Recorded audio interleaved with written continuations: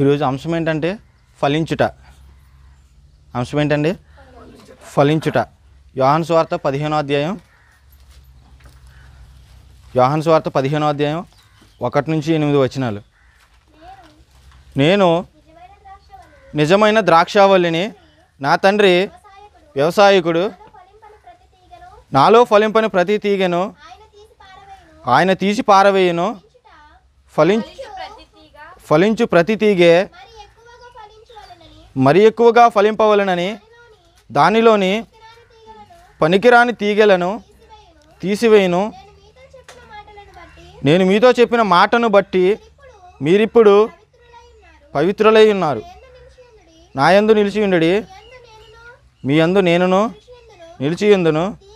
తీగే ద్రాక్షవల్లిలో నిలిచి ఉంటేనే గాని తనంతట తానే ఎలాగూ ఫలింపదో అలాగే నా యందు నిలిచి ఉంటేనే గాని మీరును ఫలింపరు. ద్రాక్షావల్లిని నేను, తీగలు మీరు. ఎవడు నా యందు నిలిచియుండునో, నేను ఎవని యందు నిలిచియుందునో వాడు బహుగా ఫలించును. నాకు వేరుగా ఉండి మీరేమీ చేయలేరు. ఎవడైనాను నా యందు నిలిచి ఉండని ఎడల వాడు తీగవలే బయట పారవేయబడి ఎండిపోవును.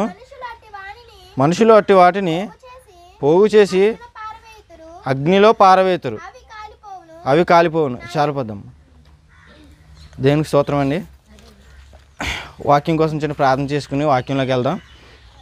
అందరూ ప్రార్థనలోకి ఇవ్వండి. మహాగణుడు మహోన్నతుడు తండ్రి, మీకే వందనాలు స్తోత్రములు చెల్లిస్తున్నాం ప్రభా తండ్రి. అయ్యా, ఈ కార్యక్రమాన్ని దేవా తండ్రి చేసిన ఈ ఆరాధన ప్రభా తండ్రి చేసిన ఆది నుంచి అంతం వరకు మీరే తోడుగా ఉంటున్నందుకు మీకు స్తోత్రాలు చెల్లిస్తున్నాం ప్రభా.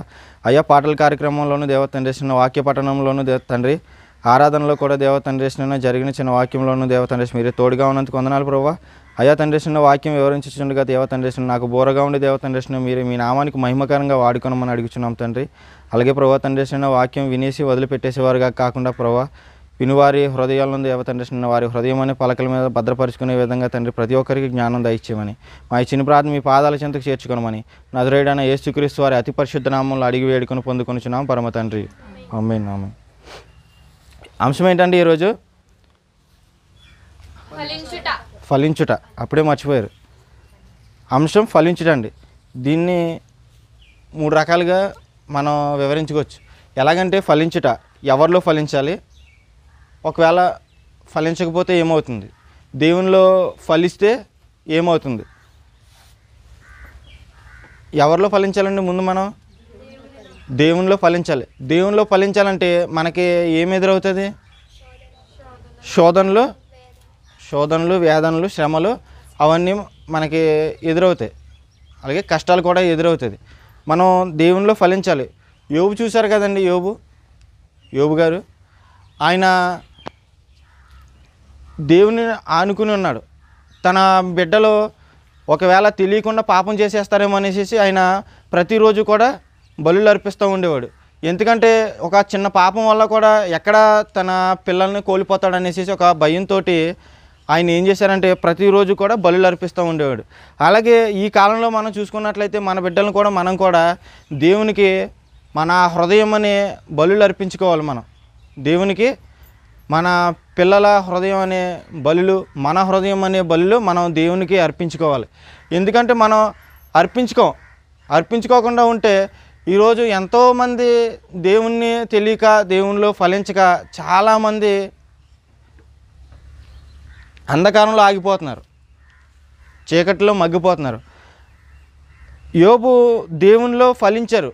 ఎలాగంటే ఎన్నో శ్రమలు వచ్చినాయి, ఎన్నో ఆపదలు వచ్చినాయి,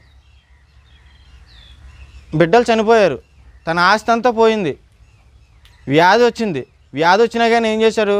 ప్రభువా, నాకు నీ మీద నమ్మకం ఉంది, నాకు కష్టం వచ్చినా కానీ నా కష్టంలోనూ నా నష్టంలోనూ ప్రతి బాధలోనూ ప్రభువా మీరే నాకు తోడుగా ఉన్నారనేసి ఆయన ఏం చేశారు? ప్రతిరోజు కూడా దేవునికి ఆరాధించడం, దేవుణ్ణి ప్రార్థించడం కూడా ఏ రోజు కూడా మానలేదు. మళ్ళీ తర్వాత ఆయనకి ఏం జరిగింది? కొంతకాలం తర్వాత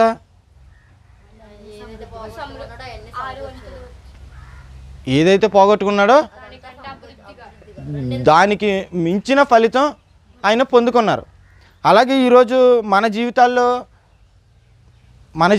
మీ జీవితాల్లో ఎవరెవరి జీవితాల్లో ఏదేదైతే పోగొట్టుకున్నారో అది దేవుని ప్రకారంగా మాత్రం అయితేనే దానికి మించినది వస్తుంది. కానీ లోకానుసారంగా పోగొట్టుకున్నారనుకో అది డబ్బులు కానివ్వండి, బట్టలు కానివ్వండి, ఆస్తులు కానివ్వండి, మనుషులు కానివ్వండి, అది లోకపరంగా అయితే రాదు. అదే దేవుని కోసం పోగొట్టుకున్నారనుకో ఏదైనా కానీ దేవుడు దాన్ని మించిన రెట్టింపు ఫలితాన్ని అది మనుషులు కానివ్వండి, డబ్బులు కానివ్వండి, ఆస్తులు కానివ్వండి ఏదైనా వస్తుంది. అలాగే అబ్రహాం గారు ఉన్నారు. ఆయన విశ్వాసంలో ఫలించారు. ఏంటండి? విశ్వాసంలో ఫలించారు. ఆదికాండం 12వ అధ్యాయం 1-3 యెహోవా నీవు లేచి నీ దేశము నుండి, నీ బంధువుల యొద్ద నుండి, నీ తండ్రి ఇంట నుండి బయలుదేరి నేను నీకు చూపించు దేశమునకు వెళ్ళుము. నిన్ను గొప్ప జనముగా చేసి నిన్ను ఆశీర్వదించి నీ నామమును గొప్ప చేయుదును. నీవు ఆశీర్వాదముగా నుందువు. నిన్ను ఆశీర్వదించు వారిని ఆశీర్వదించేదను. నిన్ను దూషించు వాని శపించేదను. భూమి యొక్క సమస్త వంశములు నీ యందు ఆశీర్వదించబడునని అబ్రహాముతో అనగా సరిపోద్దాము. ఎక్కడి నుంచి వెళ్ళాలండి ఇప్పుడు అబ్రహాం గారు? ఆయన దేశం నుండి వదిలి ఇంకా బంధువుల నుంచి, తల్లిదండ్రుల యొద్ద నుంచి అబ్రహాం గారు అంటే వాళ్ళ నుంచి వెళ్ళిపోతే వాళ్ళందరి నుంచి, తల్లిదండ్రుల నుంచి, బంధువుల నుంచి, ఆ దేశం నుంచి, అక్కడి నుంచి ఆయన వెళ్ళిపోయి దేవుడు చూపించే ప్రదేశంలో ఆయన ఉండాలి. అవి ఉంటే దేవుడు ఆశీర్వదిస్తానంటున్నారు. అదే ఈరోజు దేవుని పరిచర్య నిమిత్తం కోసం, దేవుని వాక్యం కోసం మనలో ఎవరైనా సరే వదిలేసి వెళ్ళడానికి ఎవరైనా సిద్ధంగా ఉన్నారా? ఎవరూ సిద్ధంగా లేరు. ఎందుకంటే ఆ మనుషులకి ఉన్న దానికి లోబడిపోతున్నారు, లోకానికి సంబంధించి లోబడిపోతున్నారు. మనుషులు వాళ్ళేమంటారు వీళ్ళేమంటారు అనేసి దేవునిలో ఫలించుకోకుండా లోకంలో ఫలిస్తున్నారు ఎక్కువగాను. అలాగే లోకంలో ఫలించి ధనవంతుడు బేదవాడైన లాజరు లోకాసువార్త 16వ అధ్యాయం 19 నుంచి ఉంటుంది. ఇప్పుడు కదండి, తర్వాత మీకు ఖాళీగా ఉన్నప్పుడు చదువుకోండి. ఆ ఉపమానం దాంట్లోనూ అది ఉపమానం. అది ఉపమానం అంటే అంతకుముందు జరిగిందండి, జరగలేదండి? అది జరిగింది. అది ఉపమానం. అంతకుముందు జరిగింది. అది జరిగిన దాన్ని దేవుడు ఏ మర్మాలు కూడా దాచుకోకుండా మనకి ఉపమాన రూపంలో తెలియజేశారు. ఇప్పుడు లోకానుసారంగా ధనవంతుడు ఉన్నాడు, ఏమైపోయాడు? ఇప్పుడు నరకంలో యాతన పడుతున్నాడు. అలాగే లాజరు ఉన్నాడు, దేవుని నామాన్ని మహిమపరిచే విధంగా తన కురుపులను సైతం కూడా లెక్క చేయకోకుండా అక్కడున్న కుక్కలకి ఆహారంగా ఇచ్చాడు. వెళ్ళి అబ్రహాము రొమ్మున ఆనుకున్నాడు. అలాగే అబ్రహాం ఉన్నారు. అబ్రహాము దేశం నుండి, తల్లిదండ్రుల యొద్ద నుంచి, బంధువుల యొద్ద నుంచి, అంటే ఇక్కడ తండ్రి యొద్ద నుంచి వెళ్ళిపోవాలంటే శరీరాశ. మరి కన్నారు కదండి తల్లిదండ్రులు, అది శరీరాశ. అలాగే దేశం నుండి వెళ్ళిపోవాలంటే నేత్రాశ. ఏంటండి? దేశం నుండి వెళ్ళిపోవాలంటే నేత్రాశ. ఎందుకంటే చిన్నప్పటి నుంచి పెరిగిన కాడ నుంచి అదే దేశంలోనూ, అదే ఊర్లో, అదే గ్రామంలో, అదే ప్రజల మధ్యలో ఉన్నాడు. అది నేత్రాశ. జీవపుటంబం అంటే ఏంటండి? గర్వం. అంటే బంధువులు.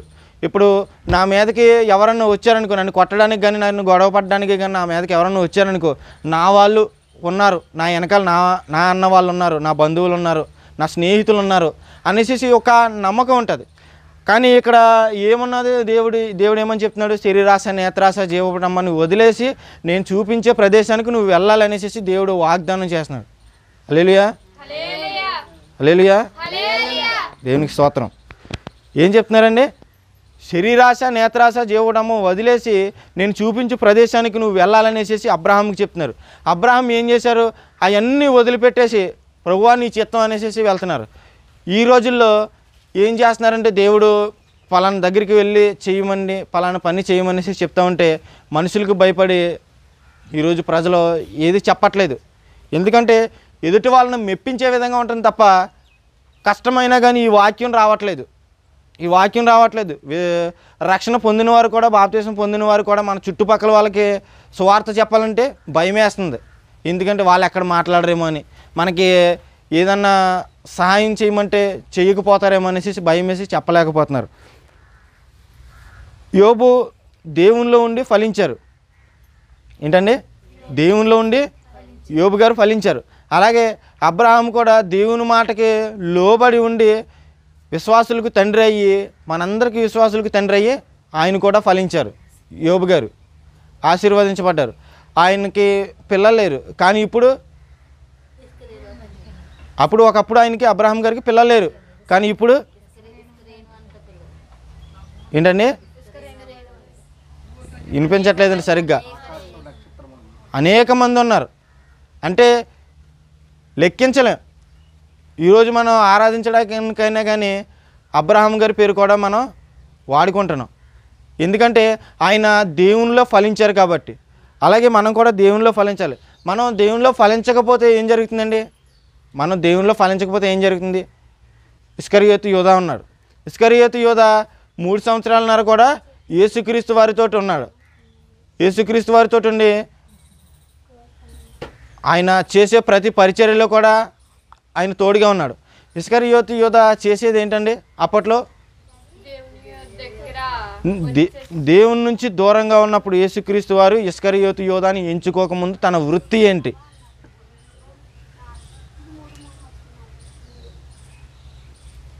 యేసుక్రీస్తు వారు ఇస్కరియోతు యోధాని తన అపోస్తులుగా ఎంచుకోకముందు తన వృత్తి ఏంటండి?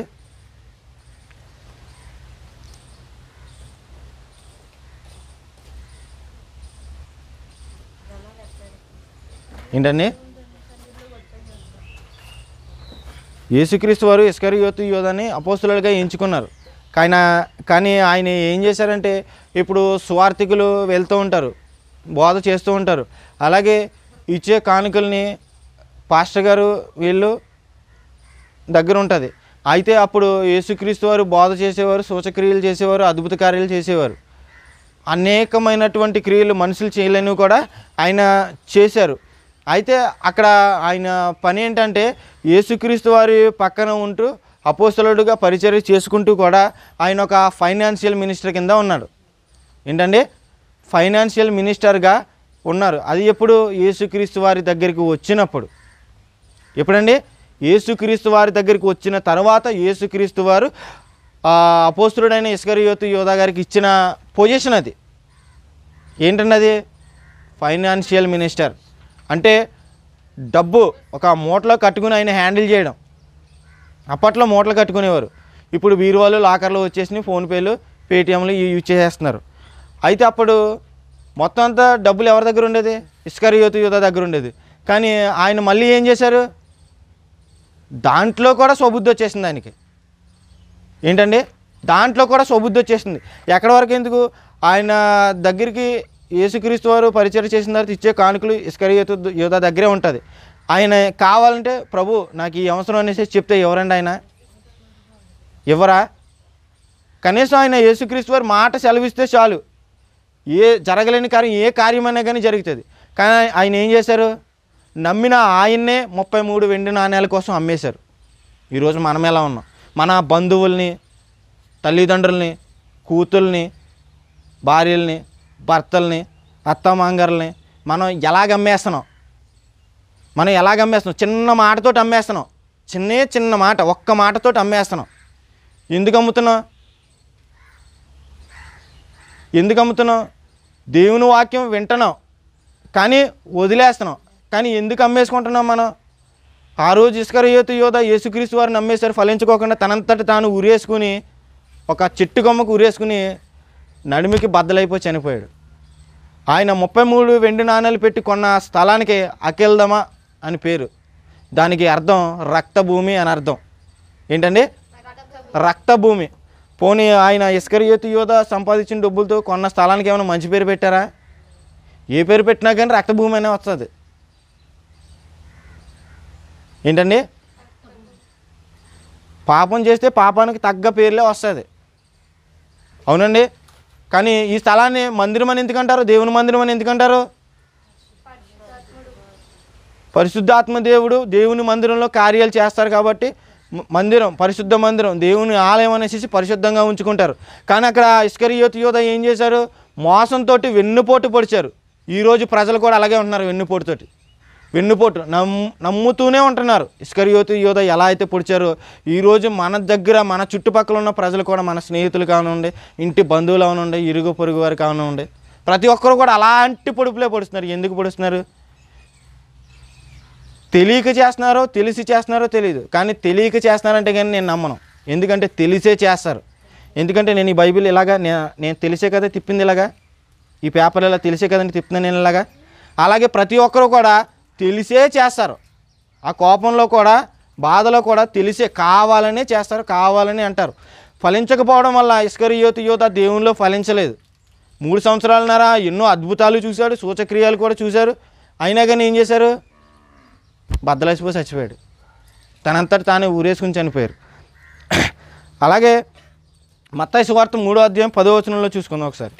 మత్తయి సువార్త 3వ అధ్యాయం 10వ వచనం అండి. ఇప్పుడే గొడ్డలి చెట్ల వేరున ఉంచబడి ఉన్నది,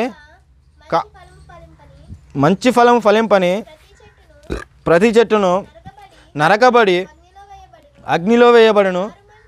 మారు మనసు నిమిత్తము నేను నీళ్లతో మీకు బాప్తిసం ఇచ్చుచున్నాను. అయితే నా వెనుక వచ్చుచున్నవాడు నాకంటే శక్తిమంతుడు. సరిపోద్దమ్మా. ఇక్కడ ఏంటండి, ఏం చెప్తుందండి వాక్యం? గొడ్డలి చెట్ల వేరున ఉన్నది. ఎక్కడున్నదండి? చెట్లు వేరున ఉన్నది. ఎందుకున్నది? ఏంటండి? ఫలించకపోతే నరికేస్తారంట. చెట్టే ఫలించకపోతే నరికేస్తున్నాం కదా మనం దేవునిలో ఫలించకపోతే మనల్ని ఏం చేస్తారు? దేవుడు ఇస్తారు కదా. ఇప్పుడు అందరికీ అర్థమయ్యేలా మాట్లాడుకోవాలంటే మన ఫోన్లో ఫోటోలు ఉంటుంది. అవి పనికిరాని ఫోటోలు మనం ఏం చేస్తాం? మనకి సంబంధం లేని ఫోటోలు ఫ్రెండ్స్ ఇవి పెడతా ఉంటారు కదా, వాటిని డిలీట్ చేస్తాం. డిలీట్ చేసిన తర్వాత మళ్ళీ ఆ ఫోటోలు ఎక్కడ ఉంటాయి? రీసైకిల్ బిన్ అనేసి దాంట్లో ఉంటుంది. అవునండి, రీసైకిల్ బిన్ అనేసి ఉంటుంది. దాంట్లో ఫోటోలు ఉంటాయి. తర్వాత అయినా ఫోటోలు వస్తూ ఉంటాయి, మనం డిలీట్ చేస్తాం. రీసైకిల్ బిన్లో ఉన్న తర్వాత అక్కడ కూడా స్టోరేజ్ ఎక్కువ అవుతుంది. స్టోరేజ్ ఎక్కువైపోయిన తర్వాత మనం ఏం చేస్తామంటే, ఇంకా సమయం లేదనేసి మనం ఏం చేస్తాం? స్టోరేజ్ కావాలి కదా, మరి మన మొబైల్ యూజ్ చేసుకోవాలంటే మనకు కూడా స్టోరేజ్ కావాలి. అప్పుడు ఏం చేస్తాం? రీసైకిల్ బిన్లో ఉన్న ఫోటోలు కూడా డిలీట్ చేసేస్తాం. అలాగే దేవుని వాక్యం తెలిసి కూడా దేవుని మందిరంలో ఫలించకపోయినా, దేవునిలో మనం ఫలించకపోయినా కానీ మనల్ని కూడా అడ్డంగా నరికేస్తారు. నరికేసి ఎక్కడేస్తారండి?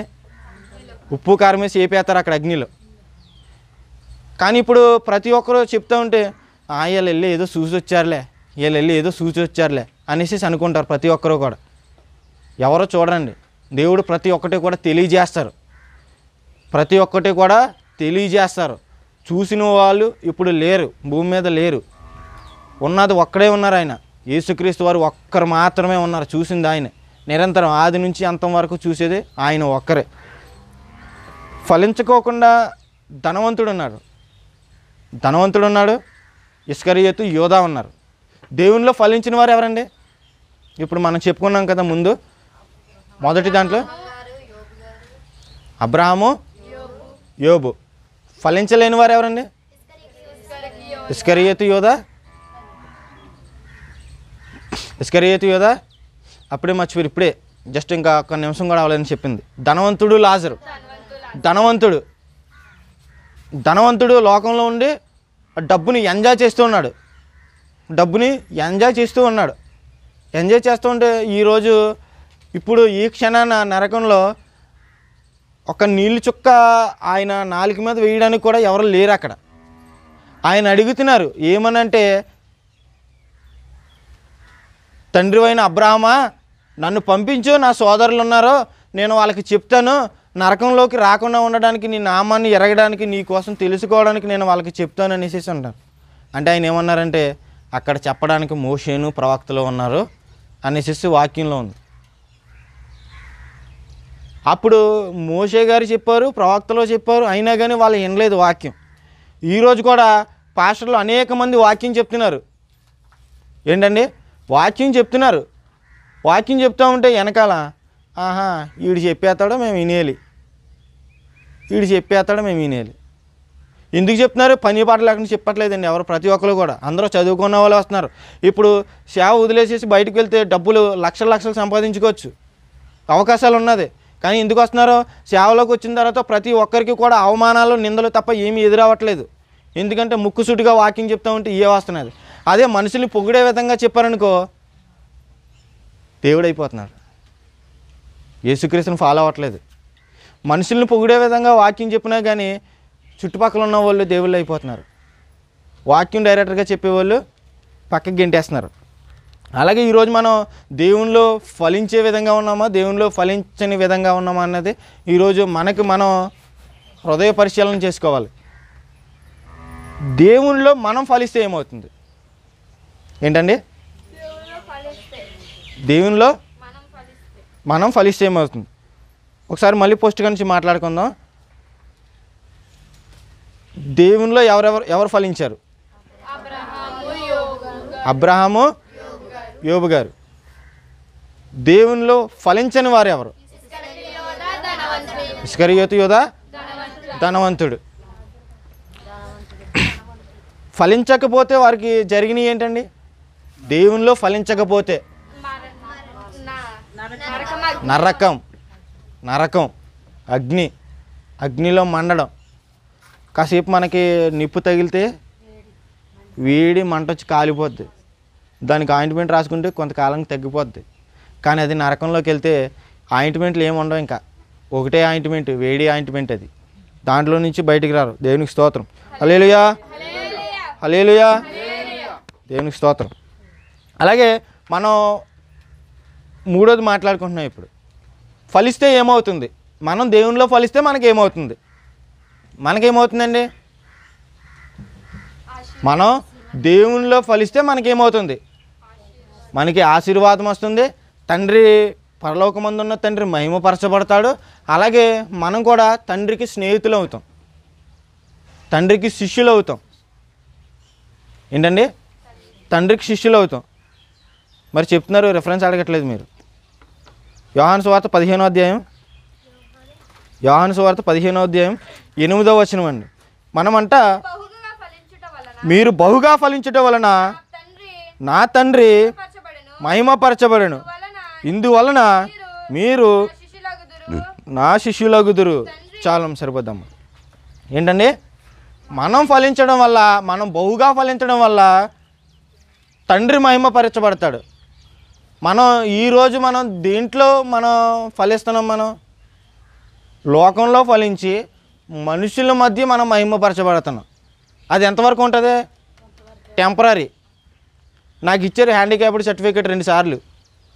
ఒకసారి 40% 2 ఇయర్స్కి, ఇంకోసారి 48% 1 ఇయర్కి ఇచ్చారు. అది టెంపరీ, పోద్ది, ఉండదు అలాగా. ఎందుకంటే మనుషులు చేసేది అలాగే ఉంటుంది టెంపరీగా. ఏంటండి, మనుషులు చేసేది టెంపరీగా అలాగే ఉంటుంది, కానీ దేవుడు చేసేది స్థిరంగా ఉంటుంది. ఏంటండి, దేవుడు మనకు చేసేది స్థిరముగా ఉంటుంది. మనం కూడా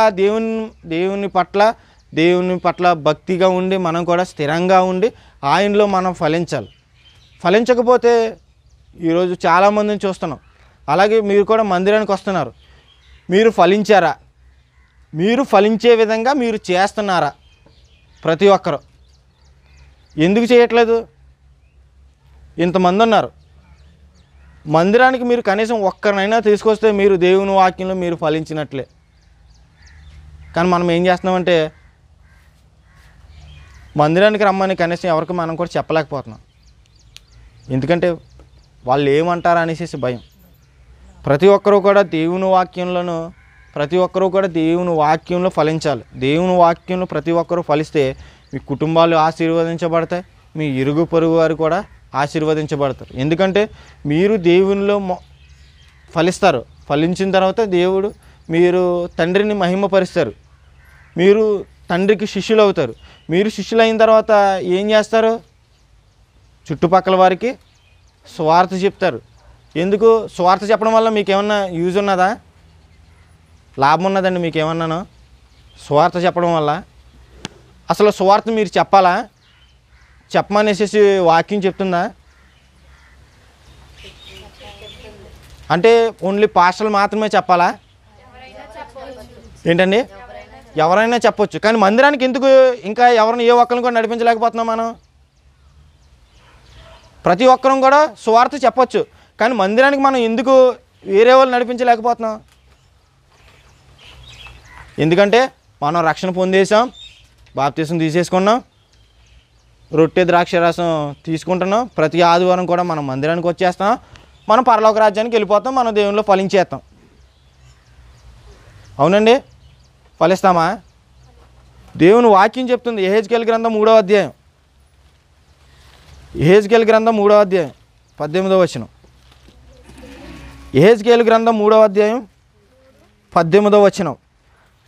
అవశ్యముగా నీవు మరణమవుదువని నేను దుర్మార్గుని గూర్చి ఆజ్ఞ ఇయ్యగా నీవు అతనిని హెచ్చరిక చేయకయు అతడు జీవించున్నట్లు తన దుర్మార్గతను విడిచిపెట్టవలనని వానిని హెచ్చరిక చేయకయు నుండిన ఎడల ఆ దుర్మార్గుడు తాను చేసిన దోషమును బట్టి మరణమవును గాని అతని రక్తమునకు నిన్ను ఉత్తరవాదిగా ఎంచుదును. దేవునికి స్తోత్రం. హల్లెలూయా. ఏమంటున్నారండి? ఏం చెప్తున్నారండి వాక్యం? ఇది ఏం చదివారు కదా, ఏమర్థమైంది?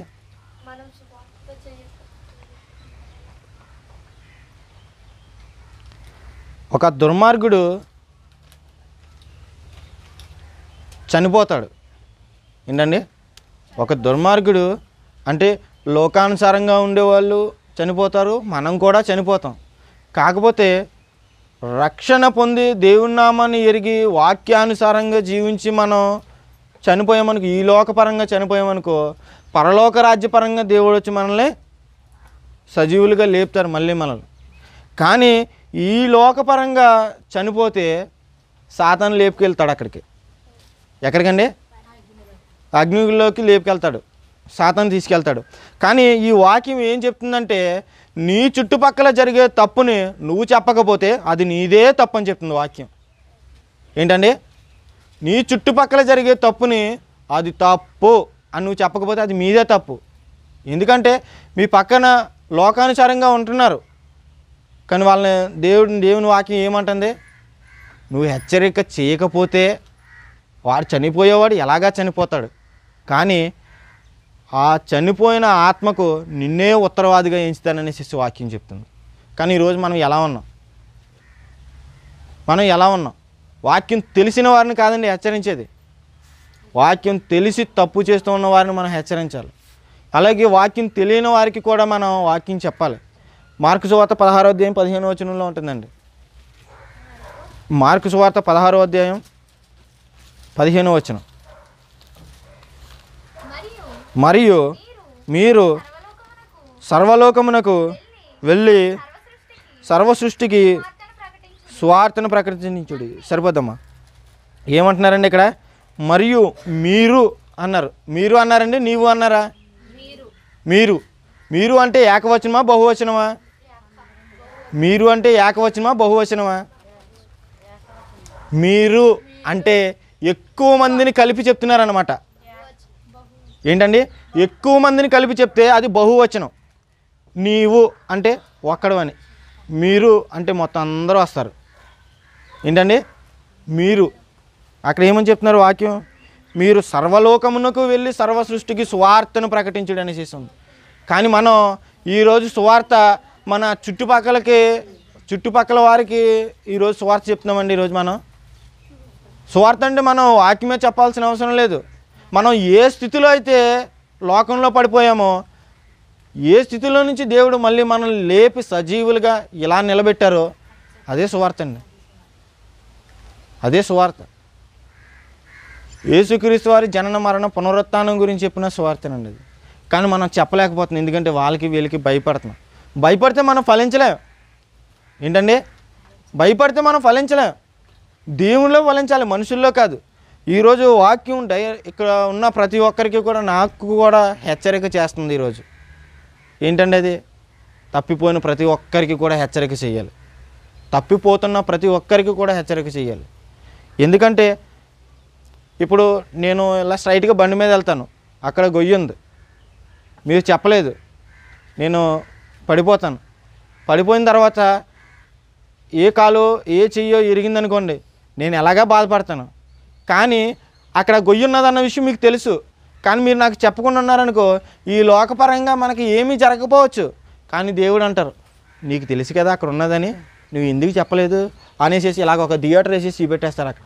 మన ప్రతి ఒక్కటి కూడా ఎలాగైతే రీసైకిల్ బిన్లో ఫోటోలు స్టోరేజ్ ఎక్కువైపోయి మనం డిలీట్ చేసేస్తున్నామో, అలాగే దేవుడు క్షమిస్తున్నాడు కదా, దేవుడు తర్వాత చూసుకుంటాడు కదా అనేసి మనం కూడా ఒక్కొక్క పాపం ఒక్కొక్కటి ఇంకా అలా పెంచుకుంటూ వెళ్ళిపోతే, దేవుడు కూడా ఒకానొక రోజునాడు, బాబు నీకు టైం అయిపోయింది, నువ్వు లాగిచ్చేయచ్చు ఇంకా అంటారు.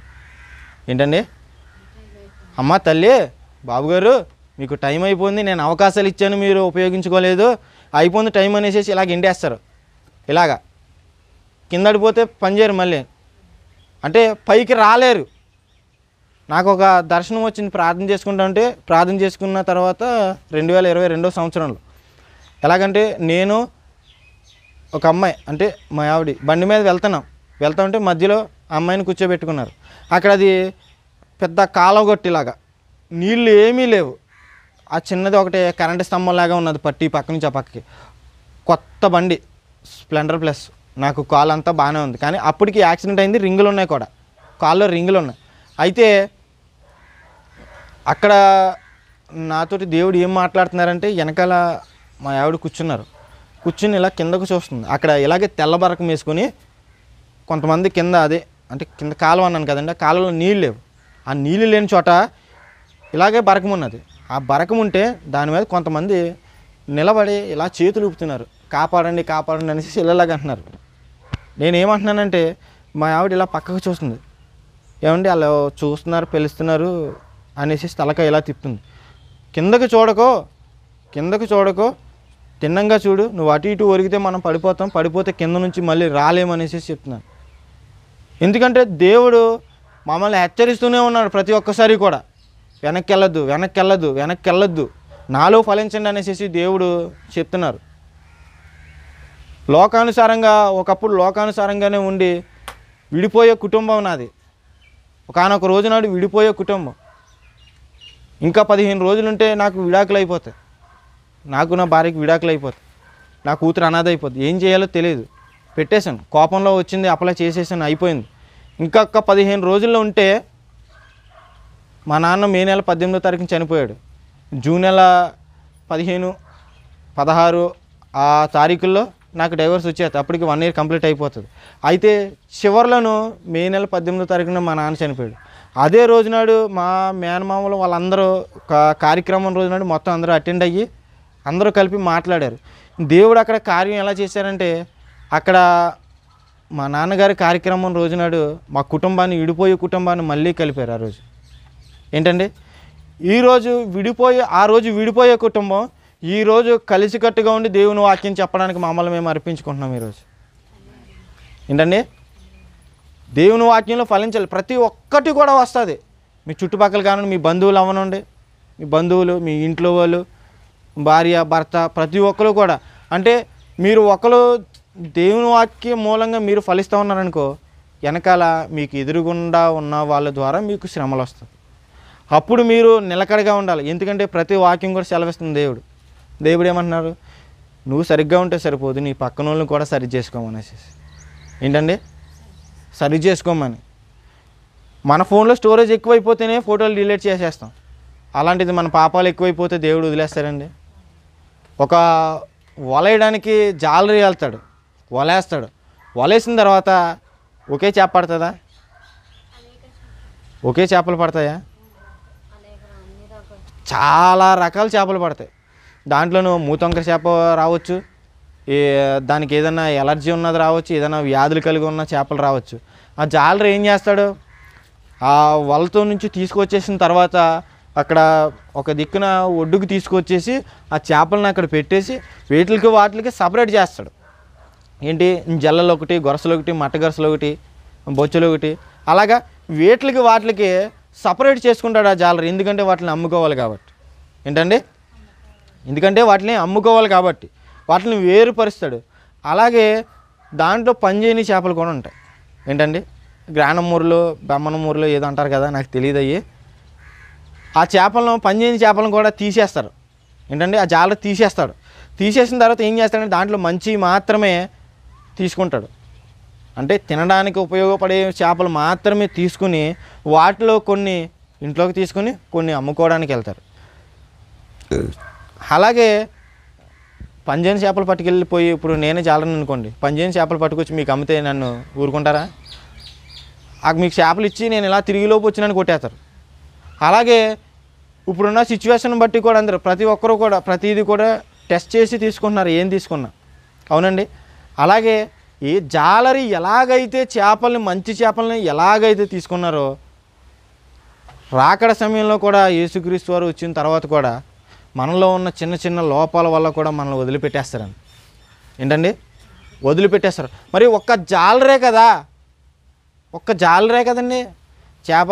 ఏముంది, ఎక్కడి వరకు పోయింది అక్కడ దాకా కోసేసి కనమద వండుకుంటే పని చేయద్దు కదా అనేసి జాలరి దాంట్లోనే కాంప్రమైజ్ అవ్వరు.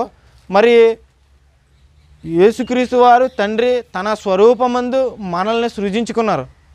మరి మనం అన్ని తప్పులు చేసేసి వెనకాల మూట చేసుకుంటే దేవుడు మనల్ని మోసి మన తప్పులు కూడా మోస్తారా? ఎంతకాలం అని మోస్తారు? ఇస్తారు, అవకాశం ఇస్తానే ఉంటారు. ఇప్పుడు మనం బండి తోలుతూ ఉంటాం, అది టైరు ప్యాచ్లు పడతానే ఉంటుంది. ఏంటండి, ఆ టైరు సూపు ప్యాచ్లు పడతానే ఉంటుంది. ఎంతకాలం మంది సహిస్తారు? ఇక్కడ నుంచి పోలవరం నుంచి తాడేపల్లిగూడెం వెళ్ళాలి, నేను అక్కడికి వెళ్ళాలి. మధ్యదారిలో హైవే రోడ్లో టైర్ పేలిపోయింది, అంటే ప్యాచ్లు పడేదే అది, కానీ టైర్ పేలిపోయింది. ఎవరు వస్తారు అప్పుడు? ఎవరో రారు. అంటే అక్కడ కాపాడడానికి ఎవరో రారు. అలాగే మన తప్పులు, మన పాపాలు కూడా ఎక్కువైపోతే ఎవరో రారు. ఏంటండి, ఎవరో రారు. రాబోయే కాలం ఒకటి ఉన్నది. రాబోయే కాలం కాదు, ఆల్రెడీ వచ్చేసింది, ఆల్రెడీ జరుగుతుంది. ఇది ఇప్పుడు ఆల్రెడీ జరుగుతుంది. వాక్యం చెప్పేవాళ్ళు కూడా ఉండరు. వినడానికి ఎంత వేగంగా పరిగెట్టుకెళ్ళినా, ఎంత స్పీడ్గా మనం వెళ్ళినా కానీ వాక్యం చెప్పేవారు కానీ, బైబిల్ కానీ దొరకని కాలం ఒకటి వస్తుంది కాదు, ఆల్రెడీ వచ్చేసింది. ఇప్పుడు జరుగుతుంది కూడా. మందిరాలను కూడా తగలబెట్టేస్తున్నారు. కానీ మనం ఏం చేస్తున్నామంటే దేవుని వాక్యంలో ఎదగలేకపోతున్నాం. దేవుని వాక్యం వింటామంటే నిద్ర వచ్చేస్తుంది.